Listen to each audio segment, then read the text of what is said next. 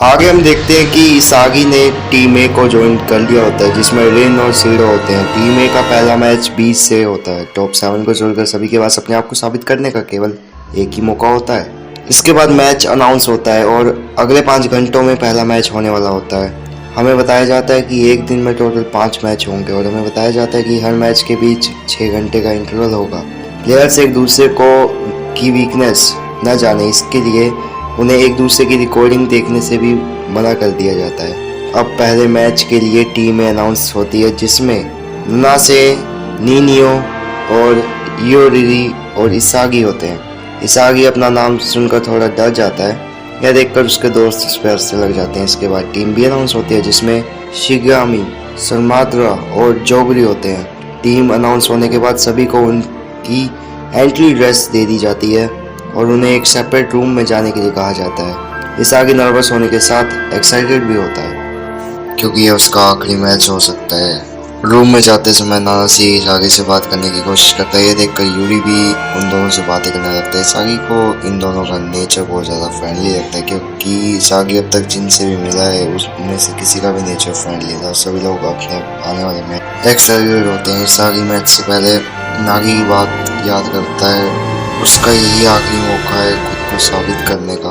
अब दोनों team ground पर पहुंच जाती है और थोड़ी देर में मैच शुरू हो जाता है। रिन बॉल को सीडो को पास करके मैच को शुरू करता है, लेकिन मैच शुरू होने के बाद सीडो को रोकने के लिए वहां उडो आ जाता है एंड सलमांड्रा भी वहां पहुंच जाता है। ये देखकर सीडो बॉल को इसागी को पास कर देता है। इसागी खुद की प्रेजेंस बनाने के लिए रिन को कॉर्नर करने का फैसला करता है, गोल के पास जाने का। और जैसे ही इसागी अपना आखिरी पास रिन को करता है, जिगरी बीच में आ जाता है। जिगरी रिन के सारे मूव पहले ही पड़ चुका होता है और जिगरी पूरी तरह कंट्रोल नहीं कर पाता बॉल को, इसलिए बॉल हवा में चल जाती है। हम देखते हैं कि सीडो बीच में आकर बॉल ले जाता है। इसागी सोचता है कि सीडो तो कुछ देर पहले ग्राउंड के दूसरे हॉल में खड़ा हुआ था। सीडो अभी भी टीम बी के प्लेयर से गिरा हुआ था। ये सोचकर इसागी उसके नेक्स्ट मूव को प्रेडिक्ट करने के लिए आगे की तरफ बढ़ता है, जिससे सीडो बॉल उसकी तरफ पास करे और इसागी बॉल रिन की तरफ पास करेगा। इसागी ये सोच ही रहा होता है, तभी सीडो बिना देखे अपने बैक फुट से गोल कर देता है। यह देखकर इसागी हैरान हो जाता है। अब इसागी को समझ आया होता है कि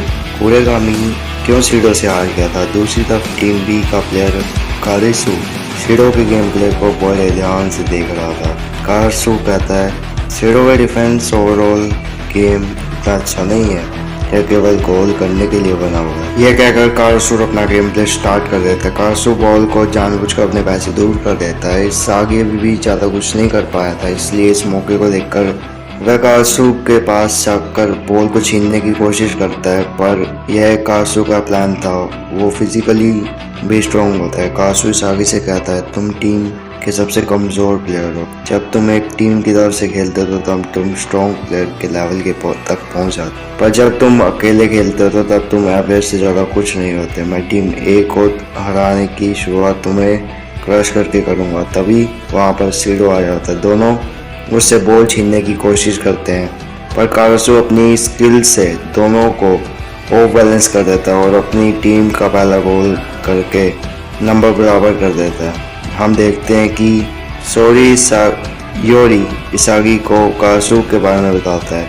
कारिसु अपोनेंट प्लेयर की कमजोरी को ढूंढता है और फिर उसी का फायदा तब तक जीत ना जाए, इसलिए लोग उसे असैसिन भी कहते हैं। कारिसु इसागी के पीछे पड़ जाता है। यह पहले दौड़ते एक ही टीम के लिए खेल रहे थे, इसलिए योरी को कारिसु के बारे में पता होता है। योरी इसागी को एडवाइस देता है कि तुम्हें अपनी कमजोरी पर ध्यान न देकर अपनी ताकत पर ध्यान देना चाहिए, इसी तरह तुम कारिसु को हरा सको। इसागी अपनी ताकत पर खेलने का फैसला करता है। मैच कंटिन्यू होता है। रिन सीडो को बॉल पास करता है और सीडो इसागी को बॉल पास करता है। सीडो इसागी को बॉल पास करता है। इसागी रिन को पास कर सोचता है, पर तभी कारिसु आ जाता है। कारिसु इसागी से बॉल छीन अब नाने भी कारिसु को रोकने आ जाता है। अब 3 प्लेयर कारिसु को टारगेट कर रहे हो। यह देखकर कारिसु बॉल पास कर रहा होता है और बिना किसी को पता चले रिन के पीछे आ जाता है और रिन मूव कर पाता उससे पहले ही वह गोल कर देता है।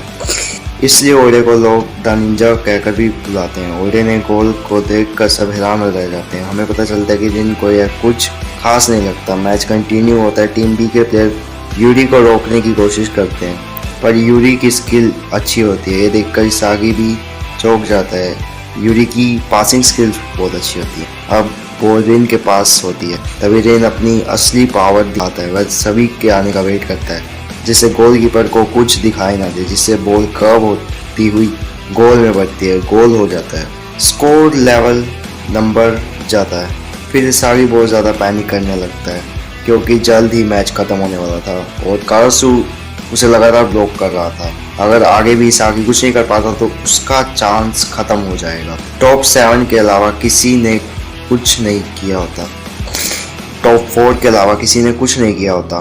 चिगरी की सुपर फास्ट मूवमेंट को देखकर कासू भी इम्प्रेस हो जाता है, क्योंकि उसके बाद चिगरी सोचता है कि मैं गोल करूंगा, और चिगरी फुल स्पीड में ग्राउंड के साइड से भागने लग जाता है और इसागी से बॉल छीनकर गोल कर देता है। इसे देखकर कासू भी इम्प्रेस हो जाता है। फिर उसके बाद कासू चिगरी को बॉल पास कर देता है। फिर चिगरी बॉल रिन को ना पास करके खुद भी गोल करने का फैसला करता है। इसके बाद चिगरी एक तेज किक मार कर गोल कर देता है। ये देखकर इसागी बहुत ज़्यादा हैरान हो जाता है।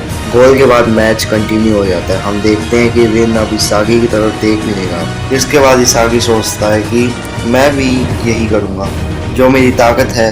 फिर चिगरी बॉल को ओडे को पास कर देता है। फिर ओडे बाल कासू को दे देता है। कासू एक और गोल करके टीम बी को जीत के नज़दीक ले जाता है। कासू एक और गोल करके टीम को जीत की ओर नज़दीक ले जाता है। अब स्कोर 2-4 हो जाता है। इसागी को समझ नहीं आ रहा था कि रिन और सिड बॉल के लिए क्यों लड़ रहे हैं। रिन और सिडो का गेम प्ले डिफरेंट होता है, इस वजह से दोनों एक दूसरे से लड़ते झगड़ते। तब इसागी को समझ आता है कि रिन और सिडो के बीच बेकार कंपैटिबिलिटी। वह इसको बहुत डीप तरीके से समझ रहा हूँ। फिर उसको समझ आता है कि टॉप 6 प्लेयर खेलने में अच्छे हैं, पर उनकी कंपैटिबिलिटी अच्छी नहीं है, और इसागी इसी चीज़ का फ़ायदा उठाने का फैसला करता है। और यही इस शानदार मोड़ पर हमारा एपिसोड यहाँ पर ख़त्म हो जाता है। तो मेरे ख्याल से आप लोगों को ये वीडियो अच्छी लगी होगी, और अगर लगी है तो वीडियो को लाइक शेयर सब्सक्राइब जरूर करके जाएं, और कम्युनिटी पोस्ट भी चेक कर लिया कीजिए। बेल नोटिफिकेशन ऑन पर सेट करके रखना, क्योंकि हम न्यू वीडियो जल्दी लेकर आएंगे। तब तक के लिए